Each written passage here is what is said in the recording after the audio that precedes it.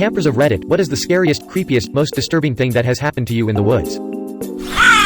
I live in a rural town surrounded by mountains and forests, so camping is almost a weekly event, even in winter.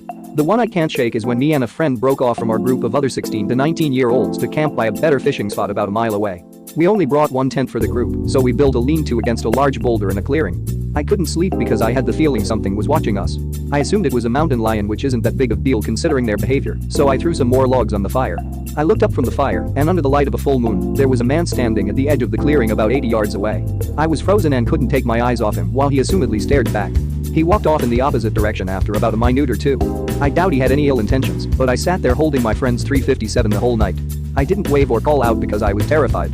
I was frozen since I was 16 and inexperienced. Nowadays, I would call out and see what's going on. Also, mountain lions aren't a concern. I've been stalked by them and have stumbled face to face with a few. They aren't a big issue or fear if you understand them. I used to go backpacking all the time in the mountains and have some good stories, but hands down the scariest things I've ever encountered is lightning. First real experience was at Philmont in New Mexico. Great backpacking area, lots of fun if you're a scout. Not fun when it storms. My group was eating dinner one night when lightning struck a tree about 50 feet from us. It was unexpected, there were dark clouds, but the sun was shining through still. It just shredded the tree and all of us jumped. Dinner ended up in the dirt. We had a couple other close experiences during those 2 weeks, but that was the closest. Second and most terrifying experience was when we were in Kings Canyon, California doing the Rail Lakes Trail. One of the campsites was by a river. Now, it's prone to rain in the Sierra Nevadas, and we were at the bottom of a tight granite valley that showed some signs of historical flooding. Not my ideal choice of a spot to sleep, but it was an NPS site, and that was the end of our day. At about 2 a.m. I was awoken by a flash of light so bright I swear I could see the tent through my eyelids. Before I could even think, the thunder roared so loudly though the earth was tearing itself apart. It's hard to accurately describe the sheer power and sound that comes from being right next to a lightning strike. The night didn't end there either, we were directly under the storm, and the lightning just kept coming. The thunder never ceased to roll, and the rain was torrential. The lightning was so constant as well, you could almost see through the walls of the tent into the forest around us. It was light daylight out there. I thought I was going to die that night either from a lightning strike or a flood if the river rose. Third experience was in Switzerland. We were up in the Alps and got caught in an open field rocky area during a descent as a storm rolled in. Again, lightning strikes far too close for comfort and no place to shelter. Just squatting down and praying we wouldn't get struck. Amazing trip, but that moment was not enjoyable. I love watching lightning and rain from inside a cabin or covered porch, but if I'm outside and a storm is coming, I've almost an animalistic fear that screams at me to get indoors. Lightning scares the living shit out of me if I'm not covered. Went camping by myself way out in the middle of nowhere in north-central Pennsylvania. Drove on dirt Forest Service roads for over an hour, and then hiked about 6 miles in on a barely recognizable trail. There were no signs anyone had been in the area recently. The trail was almost completely overgrown, no footprints, spiderweb everywhere, etc. I didn't really have a planned stopping point, I was just looking for a nice place to camp, but the trail followed a creek in a valley and was very rocky and not flat. As the sun is starting to set, I came upon a fork in the creek, with a nice flat spot just on the other side. As I got closer, I saw all sorts of stuff laying about. I crossed the creek and started looking around. There was a tarp on the ground by a stone fire ring, a log about a foot in diameter that had been chopped with an axe. A little bit away I found the entire contents of what you would imagine to find in a hiker's backpack: food, cooking set, camping pad, first aid kit, etc. all strewn about on the ground, but no backpack in sight. There was a pile of clothes down by the creek that looked like it had sat through the last rain, which was the day prior, and a towel hanging from a tree. There was an area that had clearly been used as a toilet for maybe 10 to 14 days based on the amount of toilet paper piles. The strangest thing though was this cage about 4 square, made out of saplings tied together. It was framed where the edges of a cube would be, and then had crossbars diagonally on each face. But it wouldn't have kept anything inside because of how much open space there was, and obviously wouldn't have been very sturdy since it was only made from saplings. I ended up deciding to set up camp there because it was nearly dark, and I didn't really have much choice unless I wanted to hike out in the dark on an unrecognizable trail. I had a 12 knife on me and I kept that thing in one hand the whole time I was there, thinking some crazy guy was gonna jump out and try to eat me. All night I barely slept and kept thinking I was hearing things, and then as soon as the sun came up I packed up and got the fuck out of there. Everything turned out fine, no crazy cannibals or anything, but it still really bugs me because I don't know what that stupid wooden cube frame cage thing was. I called the Forest Service for the area and told them about it, even sent them pictures. They said they'd send a ranger in to check it out and clean it up, but I never followed up to see if they figured out what it was. The ranger on the phone told me it was probably either someone with a still nearby, someone growing pot, or just some loner living out in the woods. I roamed up the sides of the valley before I set up camp and didn't see anything. A still seems unlikely because of how far you would have to carry equipment in, and the area isn't really great for growing pot. So maybe it was just some guy living out in the woods. But why the cage?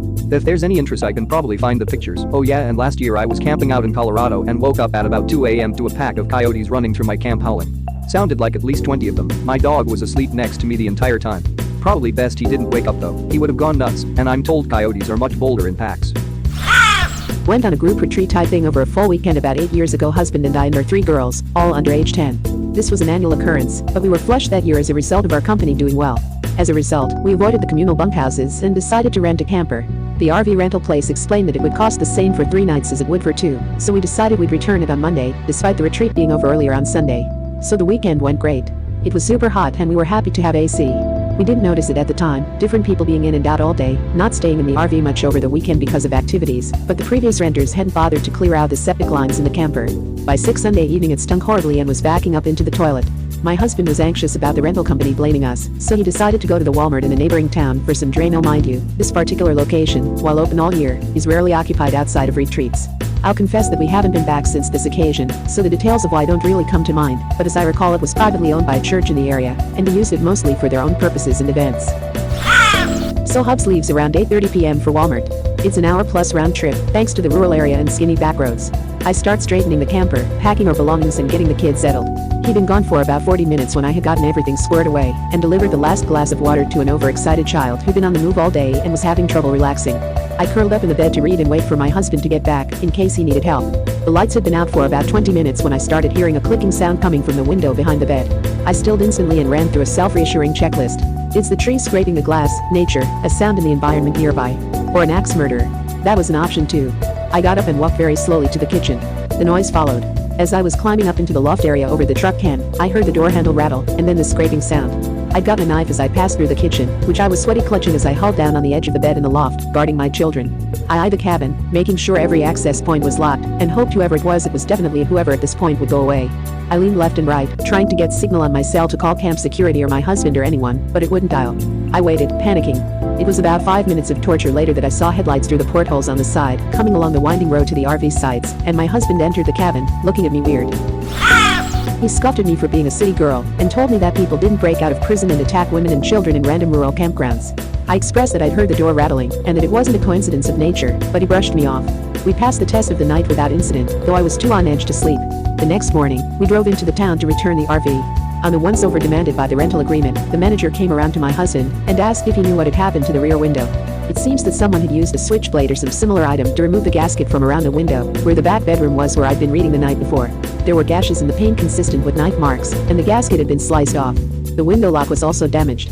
It seems whoever had done it had also tried inserting the knife in the door's lock and between the jamb and the lock in another attempt to gain entry. Fortunately, they didn't get in and were not charged for the damage to the RV. Needless to say, I never consented to a solo camping trip again, and always go in a larger group now. Safety in numbers and all that. Still makes the hair on my neck stand up. I really love through hiking and climbing, so I sleep outside for great part of summer each year, almost never using tents because they are heavy as fuck, and also prohibited at most parts of my mountains. I had many scary encounters with animals, mostly due to the inhuman shrieks they can produce, but I tell you this in all of the nature and nothing is so scary as people. This is why I prefer camping deep in the woods to being just outside of the city limits, because it's always better to find family of wild hogs going through your stuff at 3 a.m. than to find family of coked out drug addicts going through your stuff at 3 a.m. But anyways, here are 2 of the stories of encountering people that came to my mind. The first one, we were actually using tents because this was more of a get-together and drunk thing with my classmates at nearby lake. So the night is surely upon us, so we decide to gather some woods in the nearby forest to keep the fire going through the night. Me and my pal take on this task, and as we approach the woods we see there is another tent pitched right out of the side of our camping site. As we pass it, a dude pops out of the tent. We make small friendly chat about us staying there and him just camping, and whatnot, and then we excuse ourselves that we need to get some wood for the fire. All fine and dandy, nothing unusual. Camping folks are usually chatty and friendly. Except for 2 things. By the setup of the tent and camping ground, he must have been there for a few days, and he planned to stay there for a while, which is okay. There's lots of photographers doing this, as the place is famous for its sunrises, although I still shiver thinking about all the heavy tarps lying around. And secondly, he advised us to split, as there were 2 paths going through the woods, so that we can cover more ground. Which we did because why not? He looked like he knew the area. So I am walking alone through the woods, my mate taking the other path which was directly above mine, and he could still see down on my trail. When I hear him shout my name, so I turn around to see what's happening, and I see the guy from the tent following me on the trail, which he saw from above, wielding a fucking machete. The guy says that after we left he realized we didn't have any axe or anything to chop down the wood, although we said we collecting the wood, also chopping it down, would be illegal there, so he thought he will help me with that. Which I politely refused and got the hell out of there, meeting my mate who was already on his route there. So we came back to camping site with next to no fuel for the fire, and everyone keeps making fun of us, that we are paranoid, and the guy surely wanted to help. Whatever, we proceed to drink and night falls. We almost forgotten about the incident, and all is well again, when I see a headlamp approaching our campsite. It is that guy from the tent coming to our site. He is bearing a bunch of wood in his arms, saying that he knew we didn't take much of the fuel, so he brought us some. Then he walks all around our camping site before putting it down. I mean, there was really no need for that as the fire was in the middle, checking the tents, asking whether this is all of us, and if someone else is coming. Not creepy at all. After a moment of uncomfortable silence, he tells us to enjoy our night and gets out. Understandably, everybody is creeped out by now, and different theories pop up, such as that he brought the wood only to make sure that we won't kill the fire before we go to sleep, so that he knows when that happens, or that the occasional flash from the direction of his campsite is a flash from his binoculars. Well, no one went to sleep that night, and we were not drinking anymore. After the sun went up, we took 2-hour nap rotating guards, and pack our shit and left as soon as possible. The other one, we were on a climbing trip and slept under the stars really deep in the woods, and well off all the known trails and place in the areas, as sleeping there is prohibited, and the rangers are very strict about this, issuing very large fines if they catch you, so essentially we were hiding deep in the woods. We cooked some great dinner, man, nothing tastes so good as MRE after full day of climbing, camped out in the mountains, drank some wine, talked shit a bit, and went to sleep as we were really tired. At about 2 a.m. we were all woken up. There was 4 of us, by voices, by shitload of voices. It sounded like a school trip somewhere in the distance, lots of kids talking to each other, presumably walking in a group. That itself was scary as fuck, bunch of kids walking in the woods at 2 a.m., and they must have been off any trail as we went on purpose out of the reach of any of the known trails. No one is talking, we all sit there and listen, the voices pass. Then the second wave of similar group of voices passes nearby, and then we hear someone approach our site through the woods. There must be more of them based on the sounds they are making, and then it happened. It was a group of 5 kids roughly 13 years old walking in the direction of the voices.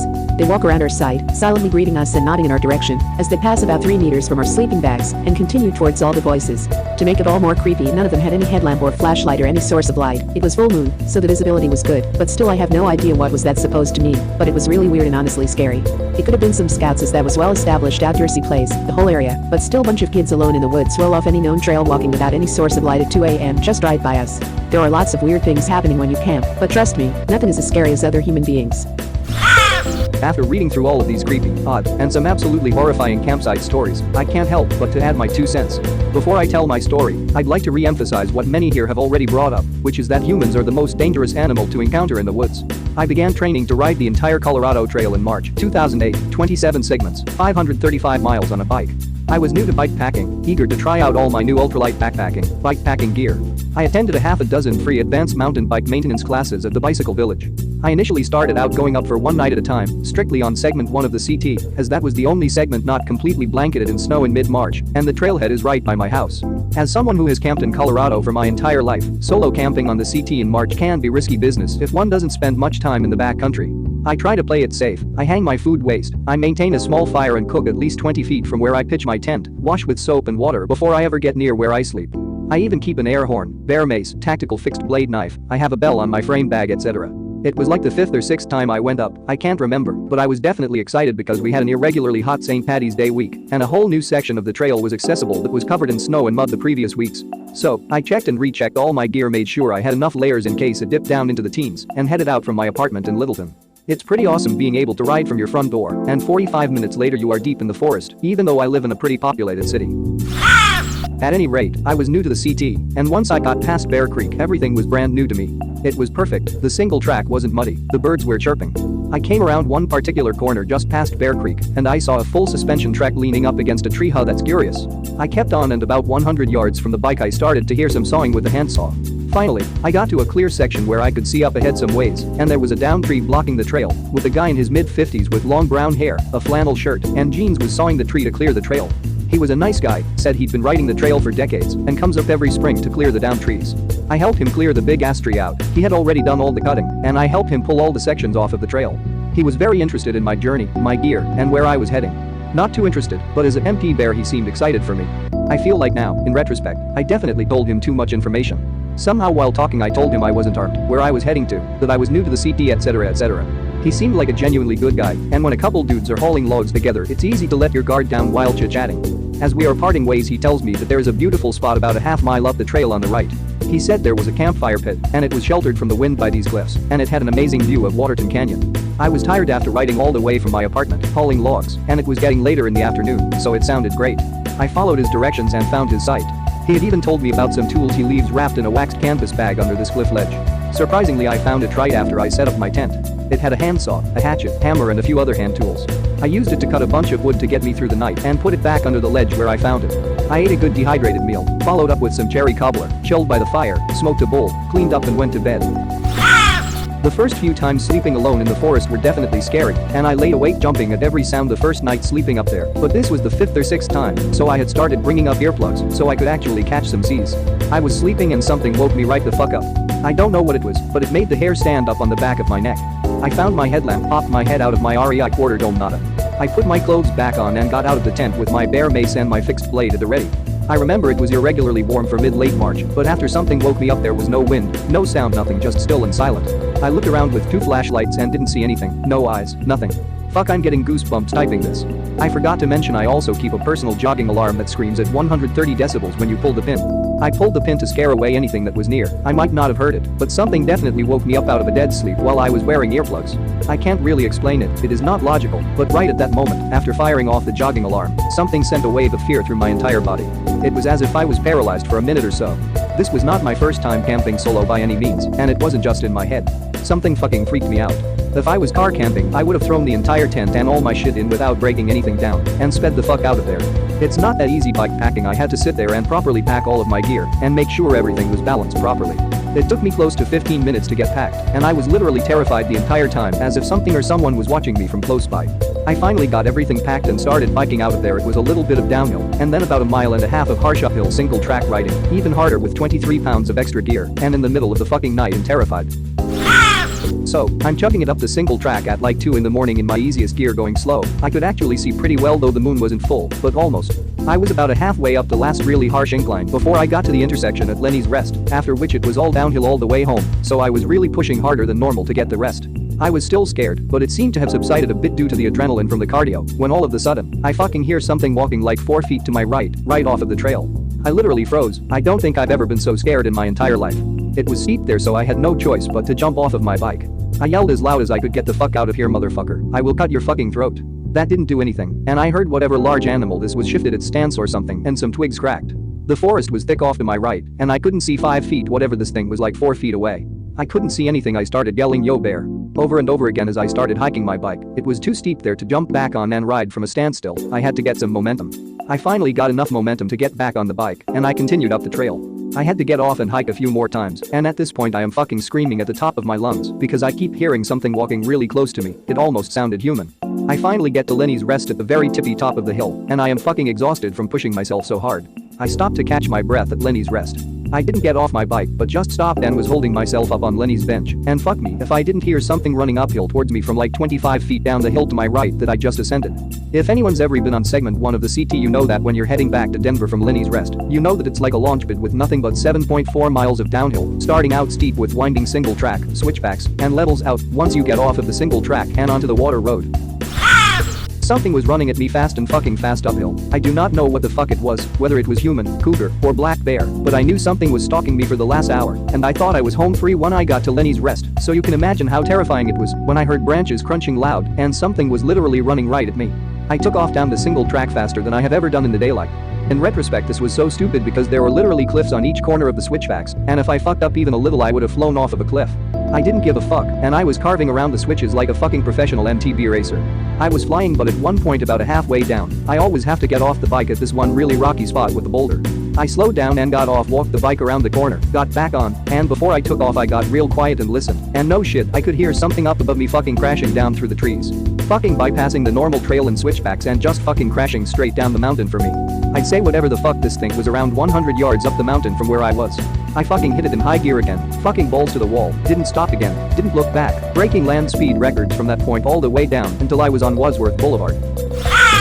Saw a guy closely following behind me in the woods, who later that day turned up at my house and was jacking off right underneath my staircase of my apartment. That's the short summary. Here's the full story. I love to choose my outfits, but they tend to be skin tight or you see some skin. Anyway, I was walking home from school one day, and I was wearing a skirt with shorts underneath, and stockings. The shirt doesn't necessarily matter for this part. While walking home I was listening to music on high, trying to block out the world from a long day at school. I felt something brush up against behind me and didn't really think anything of it. I was a bit entranced in my music and could have even been humming. I noticed something brush up against me again, so I glanced behind me to see a man about 2 inches close to me. I screamed in surprise and apologized to him for screaming because he seemed pretty flustered himself. He walked in front of me and sped away. I couldn't tell, but I think he was trying to look up my skirt. That would explain the weird feeling of wind while he was behind me. If that wasn't strange enough, it took me a while to finally get home. I stopped off and took some breaks to try and calm down. When I finally got home, I noticed someone I hadn't seen around my apartment. I thought I might have had a new neighbor because there was a guy under my stairway. He just looked like some kid who went to my high school. He was wearing a hoodie and basketball shorts. When I came up to my apartment, he moved directly underneath my staircase, which has holes in it, so you can look up and see the person through the stairs. I can notice this guy was definitely trying to look up my skirt. I had a pretty smug look on my face because I had worn shorts. When I had gotten to the top of my stairs, I noticed he pulled out his phone and was trying to take pictures. I was feeling extremely scared at this point. I had forgotten all about the guy from before and couldn't seem to unlock the door. My front door has an electric phone lock, and my phone had not been able to connect to the loco for some reason. I realized I couldn't get into my own house, and there was some creepy perv trying to take pictures of me right underneath my stairs. I looked underneath the stairs to see if he was still there. He most assuredly was. Not only was he there, but he was also jacking off right underneath my stairs. He just had his penis out and was just there. I about had a heart attack. I had no idea what to do. I couldn't run down the stairs and leave because he was right there, and I couldn't go into my house because it was locked, and I couldn't connect to it. I decided to call my dad and ask him what to do. My dad called the police for me, which was probably what I should have done in the first place, but I have no time to think. I had sat out of eyesight and yelled at the perv to leave, but I didn't know if he was aggressive or if he would respond. I decided to just make a run for the community office of our apartment complex. I made a plan to find a phone there and find people so he couldn't harass me if he got the chance. I made the choice and started running down the stairs and to the office. I looked back and he wasn't there.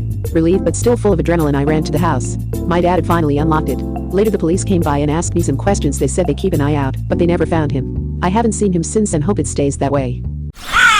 Thank you very much for watching. Don't forget to subscribe and like this video. Tell me what you dislike or love about this video, so please comment below and hit the bell icon so you're notified anytime a new video is released. This is a WeCrow Media production.